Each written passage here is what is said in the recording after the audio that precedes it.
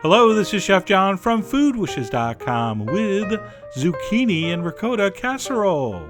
That's right, it might not look like much, but this was so incredibly delicious, and right about this time of year, you are welcoming any kind of zucchini recipe that makes you forget you're eating zucchini, and this one does. So check it out. All right, first step here, we're going to cut up our zucchini, but in a very specific and quite exciting way. So we're going to top and tail them, and then we're going to cut it lengthwise in half, just like that. And then we're going to cut them in chunks, but we're going to use like 45-degree angle cuts like that. Angle it one way, angle it the other, and that way, and back that way. So basically we're cutting them in large triangles. Why? Because people love pointy food. It's a proven fact. So if you have to rewind that a couple times and watch it over, you'll catch what I'm doing, and I'll, get a few extra views. It doesn't hurt. All right, once your zucchini's cut, throw it in a mixing bowl. We're going to toss in a good amount of crushed garlic, a nice glug of olive oil, some salt, of course. Bland vegetables are the devil's playground, so you got to salt your vegetables generously. I'm also going to give it a little pinch of smoked paprika, because that's going to taste good in this. And then last, and maybe most importantly, a giant pinch of freshly sliced mint leaves. That's right, I did a chiffonade. We've done that before. Do I need to do that demo again? All right, so I rolled up some fresh mint leaves, sliced them up, threw that in. That herb is amazing with zucchini. All right, wait till you try this. All right, we're going to take a spatula, and we're going to mix that thoroughly, and then we're going to transfer it into any kind of baking dish. I'm using this round one, but you can use any kind of casserole dish. And since the amounts in this recipe are not so important, chop all your zucchini and then figure out which baking dish you have fits it. That's even a better system.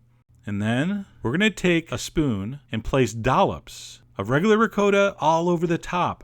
And basically what you're looking for as far as a ratio, you want the spaces between the dollops to be as big as the dollops themselves. So we're not going for total coverage. We do want some spaces in between, but we are going to be fairly generous. So I use like a cup, and once the ricotta is down, we're going to go ahead and sprinkle it with cayenne. I think it looks really cool when it bakes. And of course, I have a little bit of a fetish, so I'm going to sprinkle that on. And that is ready for a preheated, very hot oven. That's going to bake in a 450-degree oven for 30 minutes.